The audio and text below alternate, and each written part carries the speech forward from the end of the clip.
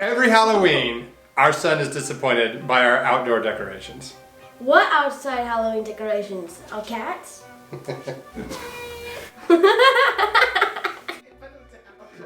We love Disney's Haunted Mansion.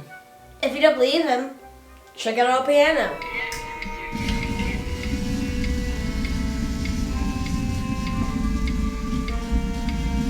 We had Sarah's face painting and art make us these hitchhiking ghosts.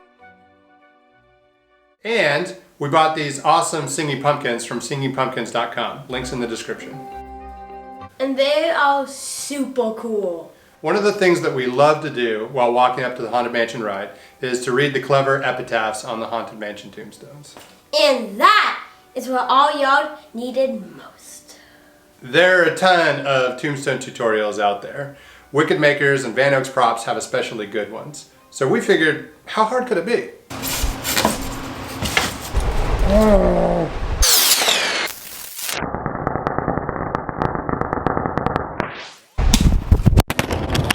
Damn it. Let's try it. I had planned on using a utility knife, but it was too short. I recommend a long, thin knife to make the cuts, which will help keep the dust and fumes down. To make patterns, I put a picture in PowerPoint and trace it by inserting a freeform line. This helps retain symmetry and ratios for even complex shapes. I used Adobe Reader to print a single image over multiple pages. I tried a hot wire foam cutter I bought off Amazon to do the curved sections. It is extremely hot. These epitaphs are popular enough that Jennifer was able to run them down online pre-created. Then she used her mad cricketing skills to create the stencils. I used a Dremel to carve these out. I happen to have a clear Dremel base that helped keep it flat, but you could make one with a piece of acrylic. This part may look intimidating, but it went smoothly and it is very satisfying. Just put in an audiobook and become a human CNC machine. Unless you have a CNC, then use that.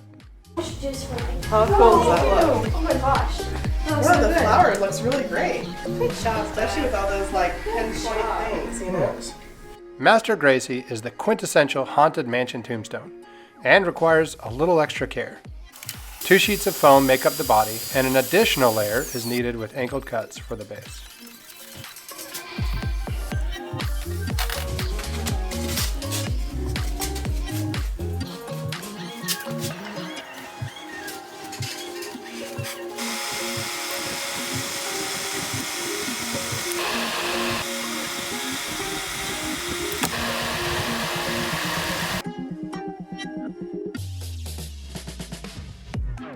While painting the stencil is quick, we found that we preferred to use a large Sharpie as it left crisper lines and required no setup nor drying time.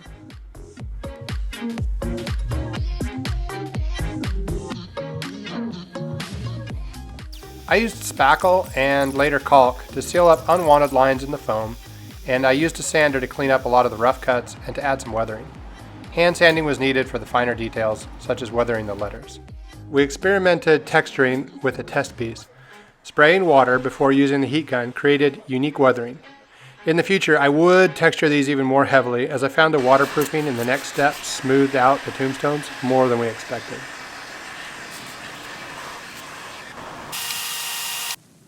This gray masonry waterproofing worked really well and dried fast.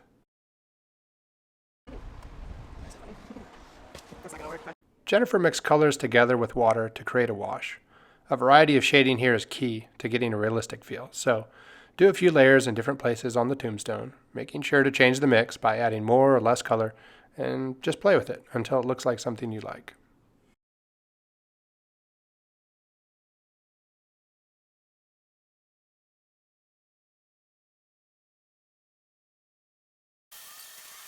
Life continues to flow around the tombstone build.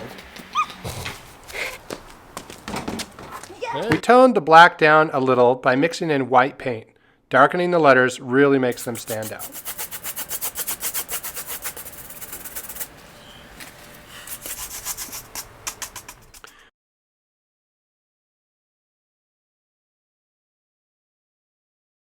Would a stick taped to the back of the tombstone work to put this in the ground? Yes. But I had the metal and the welder, so I went for the deluxe version.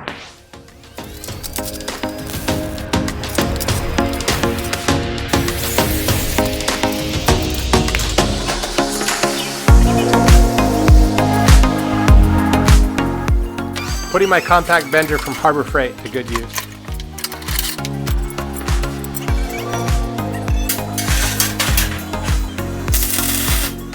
I feel like I've seen this design somewhere before. The L form makes it really easy to push into the ground without stressing the tombstone. We had some professional help with the final touches.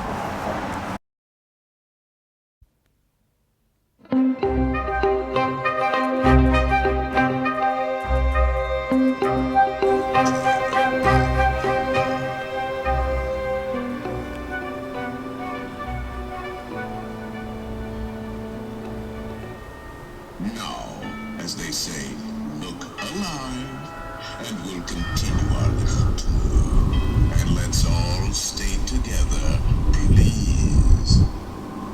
There are several prominent ghosts who have retired here from creepy old crypts all over the world. Actually, we have 999 happy haunts here. But there's room for 1,000. Any volunteers?